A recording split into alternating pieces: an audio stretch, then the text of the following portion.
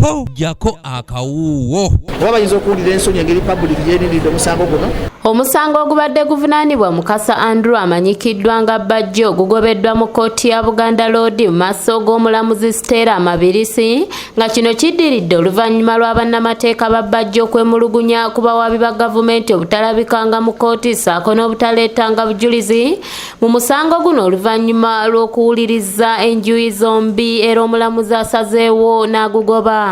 Basaasire ku ssente y'omuwi w'omusolo kuba kati Bajjo agenda kuloopa omusango gw'okumuliyirira ebbanga lyonna lyakoze eki yamaze nga yeetooloola ssente ezo bw'awangula omusango era zaamuwi wa musolo zebamukompasetinga nazo. Omusango guno gubadde guvunaanibwa Bajjo yaguza mu mwaka gwe tukubya amabega nga kigambibwa nti ono yakola akatambi ku social media nga yeewera nga gavumenti ya President Museveni bwegenda okuvaako mu bwangu ddala wabula abawaabi ba gavumenti balemeddwa okuleeta obujulizi obulumika era nga bano bategeeza omulamuzi nga omujulizi musango guno bwe bayina okugenda okumukwata obukwasi nga basaba kkooti eno eyise ekibaluwa ekikwata ono.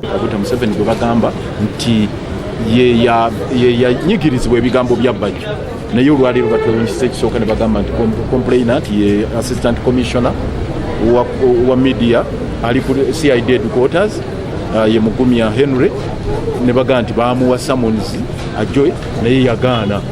Munnamateeka wa Bajjo Ssaalongeriyasi Lukwago wasinzidde n'ategeeza nga bano bwe babanga balemeddwa okufuna obujulizi n'asaba omulamuzi okugoba omusango guno nga wano omulamuzi awummuza mu kkooti okutuusa ssaawa 8. Nti n'obulwayo n'omujulizi n'omunoga nti oyagala warrant of arrest tusabye omulamuzi nti ogwagugobe era ne gavumenti yeetondere Bajjo erina n'omuliyirira ebbanga lyebamunonedde byonna byebamukozeeko effujjo lyonna bigamba tulabe nti nti obwenkanya bubeerawo so katulinde ruling egenda okuweebwa naye kitumaze. Ku ssaawa 8 oluweze kkooti ezeemu okutuula omulamuzi Stella Mabirisi n'awa ensala ye ku musango guno ng'ategeeza nga gavumenti bwesaanidde okusasula Bajjo ensimbi ze yasasula mu kkooti obukadde 4 era bw'atyo omusango n'agugoba.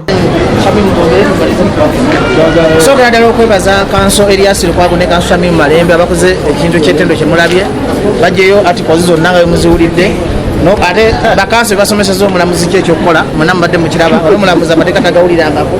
Mu kwogerako ne munnamateeka wa Bajjo Shamim Malinde yategeezezza ng'abawaabi ba gavumenti bwe balemeddwa okuleeta obujulizi bw'atyo n'abasaba okukomya okwonoonanga ensimbi y'omuwi w'omusolo nga baloopa emisango egitaliimu.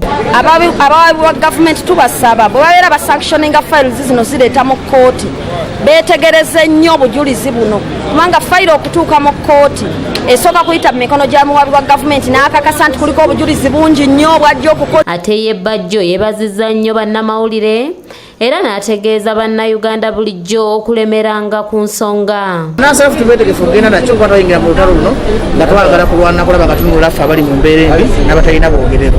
Era nze omulamuzi bwe yambuuza namugamba nti Bajjo tawaabwerere Bajjo siwaabwerere Bajjo just radio ayogera bwogezi bizibu bwa muntu wa wansi. Kanyike Kevinizi yakusakidde eggulire lino okulwa ABS Television.